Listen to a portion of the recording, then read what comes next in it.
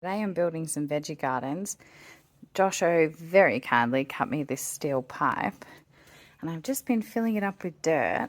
And these are actually parts of old bunk beds that I'm going to use as a trellis because I've got some snow peas for this one and some tomatoes for this one, so I have to sort of build them up as they grow. The only thing is, you can hear how puffed I am. I can only fit that much in the wheelbarrow and still tip it into the pots.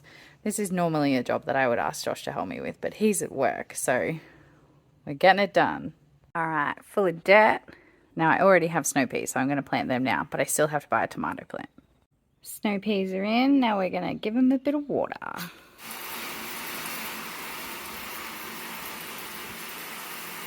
Woohoo! First garden bed planted. I'm not going to tie them up just yet. They're still quite fragile, so I'm going to let them just grow a bit before I sort of string them onto the trellis.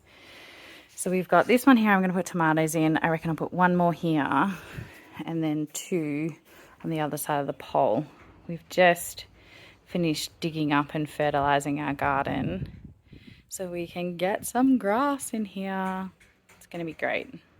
I actually stole this idea from Josh because he's going to put honeysuckle in these two and hopefully they'll grow up and give us a little bit of shade with some lattice maybe up here for our outdoor area, which it looks like a bit of a mess at the moment, but it's a work in progress.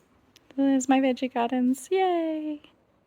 So this is the rest of the old bunk bed that we're going to make into some more trellises. We're trying to go with the recycled, use up what you have, and we got this from some friends, so I think it's good.